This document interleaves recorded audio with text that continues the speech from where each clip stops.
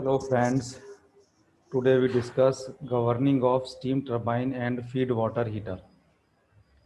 I am your friend Dr. Tarun Gupta, Associate Professor in Department of Mechanical Engineering in GL Bajaj, Greater Noida.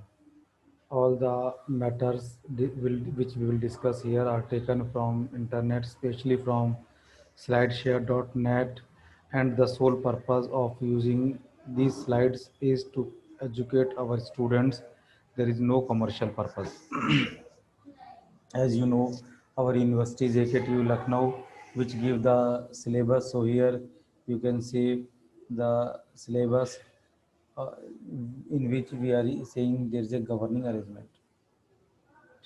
So friends, here we discuss, because this is related to thermal power plant, so we discuss steam turbine governing.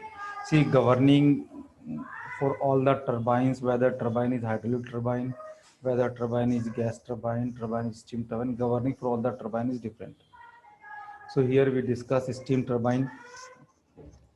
Steam turbine governing is the procedure of controlling the flow rate of steam into steam turbine so as to maintain its speed of rotation as constant. The variation in load during the operation of a steam turbine can have a significant impact on its performance. In a practical situation, the load frequently varies from the designed or economic load, and thus there always exists a considerable deviation from the desired performance of the turbine. The prime objective in the steam turbine operation is to maintain a constant speed of rotation irrespective of varying load. This can be achieved by means of a governing in a steam turbine. The principal method of governing are described below. दोस्तों देखिए, हम कहीं भी governor use करते हैं, governor का हमारा एक ही पर्पज़ होता है कि गवर्नर हमारे जो प्राइम मूवर है के ऊपर गवर्नर को हम फिट करते हैं और प्राइम मूवर की स्पीड को कांस्टेंट रखने की कोशिश करता है। बट होता क्या है कि रिक्वायरमेंट या लोड प्राइम मूवर पर वेरी करता रहता है। सो जब भी लोड वेरी करता है तो उस वेरिंग लोड के अकॉर्डिंग गवर्नर इसको एडजस्ट करता है। For very small power plant we can do it manually, but always it is not possible to do it manually, so we are using a governor can do this thing. So turbine governing, the steam flow through the control valve is proportional to the valve opening in the operating range. So when valve position changes, turbine steam flow change and the turbine power output also change proportionally. Thus governing system change the turbine mechanical power output. If no load unsynchronized condition, all the power is used to accelerate the rotor only, and hence the speed changes. The rate of speed change is governed by the inertia of the entire rotor system. In the grid connected conditions, only power pumped into the system changed when governing system changed the valve opening.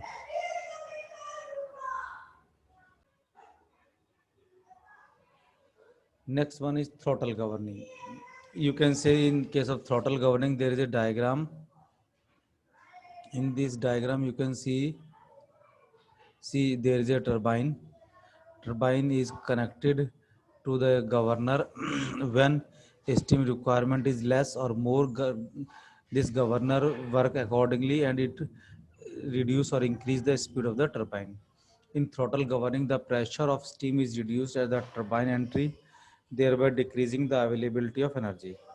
In this method, steam is allowed to pass through a restricted passage, thereby reducing its pressure across the governing valve. The flow rate is controlled using a partially opened steam stop valve. The reduction in pressure leads to a throttling process in which the enthalpy of steam remains constant. Throttle governing is used for small turbine because it has low initial cost and there is a simple mechanism which makes the throttle governing most adapted method for small steam turbines. The mechanism is shown in figure. The valve is attached by using a centrifugal governor which consists of flying balls, and the flying balls are attached to the arm of the sleeve. A geared mechanism connected to turbine shaft to the rotating shaft on which sleeve reciprocate axially. With a reduction in load, the turbine shaft speed increase and bring about the movement of flywheel away from the sleeve axis, thus result in an axial movement of sleeve followed by the activation of a lever, which in turn actuate the main stop valve to a partially open position to control valve. So you can see this in this diagram. For a big turbine, large steam turbine, and oil operated servo mechanism is used in order to enhance the lever sensitivity. The use of a relay system magnify the small deflection of the lever connected to the governor sleeve. The differential lever is connected at both the ends to the governor sleeve and the throttle valve spindle respectively. The pilot valve spindle is also connected to the same lever at some intermediate position. Both the pilot valve cover one port each in the oil chamber. The outlet of the oil chamber are connected to an oil drain tank through pipes. The decrease in load during operation of the turbine will bring about increase in shaft speed, thereby lifting the governor sleeve.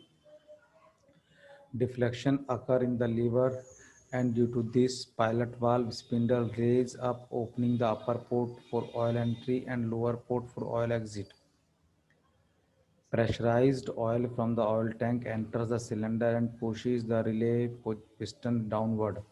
As the relay piston moves, throttle valve spindle attached to it also descend and partially close the valve. Thus, the steam flow rates can be controlled. When the load on the turbine increases, the deflection in the lever are such that lower port is open for oil entry and upper port for oil exit. The relay piston moves upward and throttle valve spindle ascends upward, opening the valve. The variation of steam consumption with the turbine load during throttle governing is linear. Next one is nozzle governing. You can say in case of nozzle governing, we are using a set of nozzles. In nozzle governing, the flow rate of steam is regulated by opening and shutting of set of nozzles rather than regulating its pressure. In this method, group of 2, 3 or more nozzle forms a set and each set is controlled by a separate valve. You can see here there is a valves, so steam coming from here. This is one pipe which goes to one set of the nozzle. This pipe goes to one set of the nozzle, and this passage is for other set of nozzles.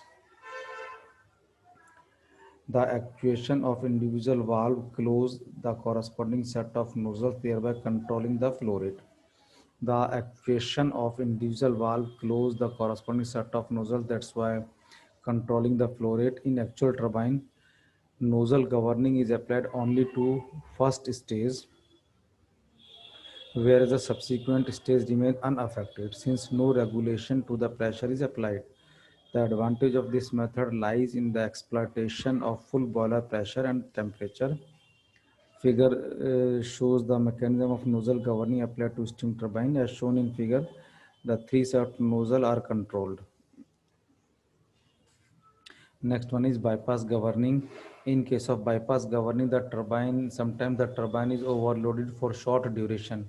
During such operation, a bypass valve are opened and fresh steam is introduced into the later stage of turbine. This generates more energy to satisfy the increased load, which is shown in the diagram. Here you can see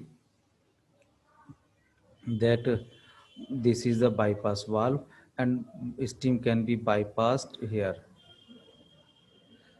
Combination governing employs uses of any two or above mentioned method of governing, and in most of the cases bypass and nozzle governing are simultaneously used to match the load on the turbine.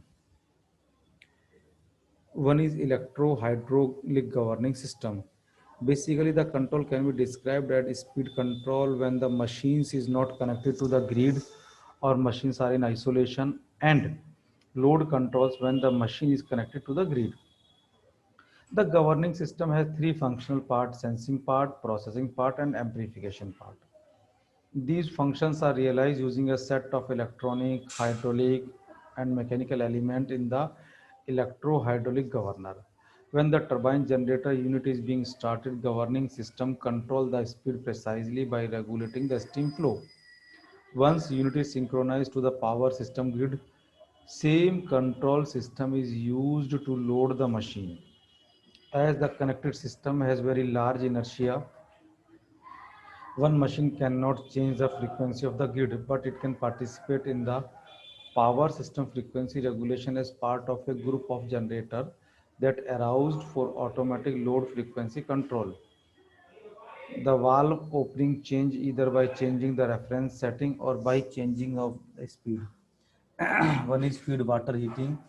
A feed water heater is a power plant component which is used to preheat the water delivered to a steam generating boiler. In a steam plant, feed water heater allowed the feed water to be brought up to the saturation temperature very gradually. It improved the thermodynamic efficiency of the system by reducing the plant operating. You can see it in the diagram. There is a boiler. Steam is used for high pressure turbine and low pressure turbine. Between the high pressure turbine and low pressure turbine, some quantity of steam is bled to work as feed water heater, right? This you can see here also, that there is boiler supply the steam to high pressure turbine and low pressure turbine, and from here some steam is bled to feed the water between the two pumping. This is one pumping, this is other pumping, so between these two pumping, one, two, three and three, four. So at point 3, you can see the entry of the hot steam. You can see it here also. There is a steam generator. From steam generator, we supply it to two turbines, high pressure and low pressure turbine. Between these two turbines, we blade some quantity of the steam, right? The rest steam goes to condenser, and with the help of water extraction pump, it comes here.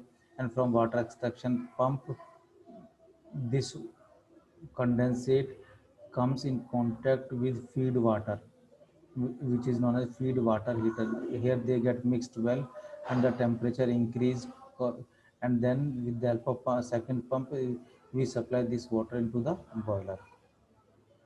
The energy used to heat the feed water is usually derived from the steam extract between the stages of steam turbine. Therefore, steam that would be used to perform expansion work in the turbine is not utilized for that purpose. The percentage of the total cycle steam mass flow used for the feed water is termed as extraction fraction and must be carefully optimized for maximum power plant thermal efficiency, since increasing this fraction cause a decreasing in turbine power output. So if we talk about the types of feed water heater, there are two types of feed water heater, open as well as closed. Open feed water, an open heat exchanger is one in which extraction steam is allowed to mix with the feed water. This kind of heater will normally require a feed pump at both the feed inlet and outlet, since pressure in the heater is between the boiler pressure and condenser pressure. A deaerator is special designed to remove non-condensable gases from the feed water. You can see it here. See, this is a boiler. From boiler, steam is supplied to the turbine, and in the turbine, at some intermediate stage, some steam is taken for heating the condensate. Rest steam will perform its useful work. After that, this steam pass through the condenser and convert into condensate, convert into liquid phase, from where a pump one will remove it.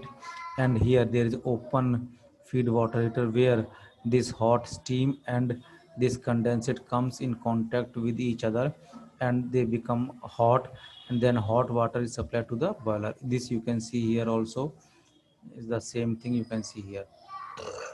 Closed feed water heater. Closed feed water heater are typically shell and tube heat water exchanger where feed water passes throughout the tubes and is heated by turbine extraction steam. They do not require separate pump before and after the heater to boost the feed water to the pressure of extracted steam as in case of open heater. Many power plants incorporate a number of feed water heater and may use both open and closed component. Feed water heaters are used in both fossil and nuclear fueled power plants. See, you can say here closed feed water you can see here.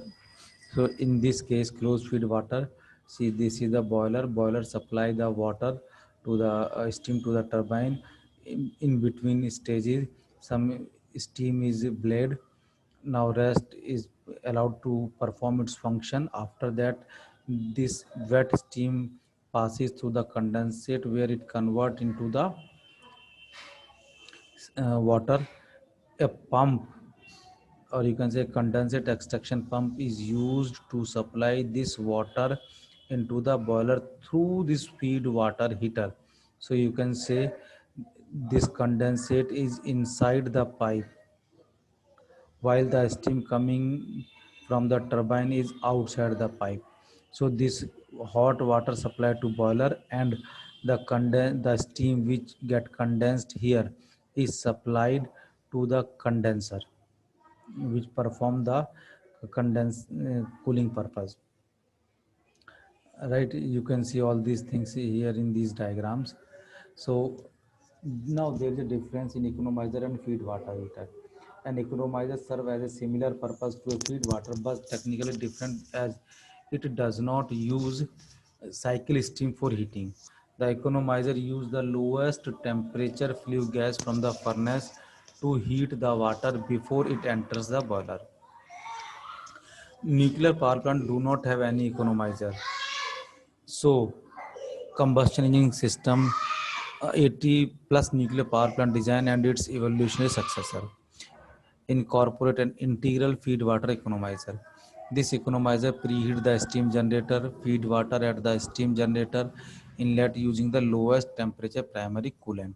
So friends, thank you for listening.